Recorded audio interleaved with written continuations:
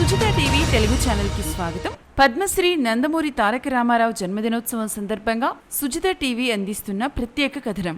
నందమూరి తారక రామారావు 1923 మే నెల 28వ తేదీన నందమూరి తారక రామారావు ఆంధ్రప్రదేశ్ రాష్ట్రం కృష్ణా జిల్లా నిమ్మకూరు గ్రామంలో జన్మించారు.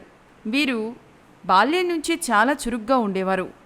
బాల్యంలోనే సంస్కృత శ్లోకాలు, పద్యాలు, పెద్దబాల శిక్ష, అవపోసన పట్టి సంప్రదాయక అలవాట్లను నేర్చుకున్నారు.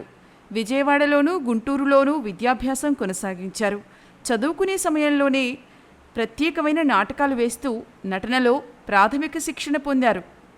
మన దేశం చలనచిత్రం ద్వారా ఎన్టీఆర్ సినీ రంగ ప్రవేశం చేశారు. అప్పట్నుంచి రాముడిగా, కృష్ణుడిగా మొదలుకుని పౌరాణిక, జానపద, సాంఘిక చిత్రాలలో వివిధ పాత్రలలో జీవిస్తూ 320 చిత్రాలలో నటించి తెలుగు సినిమాకు వన్నె తగ్గని కీర్తిని సంపాదించి పెట్టారు ఎన్టీఆర్.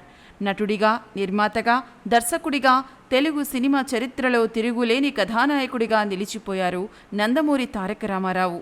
1982 సంవత్సరంలో తెలుగు ప్రజల కోరిక మేరకు సినీ రంగం నుండి రాజకీయ రంగ ప్రవేశం చేసి తెలుగుదేశం పార్టీని స్థాపించి 9 నెలలకే ముఖ్యమంత్రిగా ఎన్నికై చరిత్ర సృష్టించారు.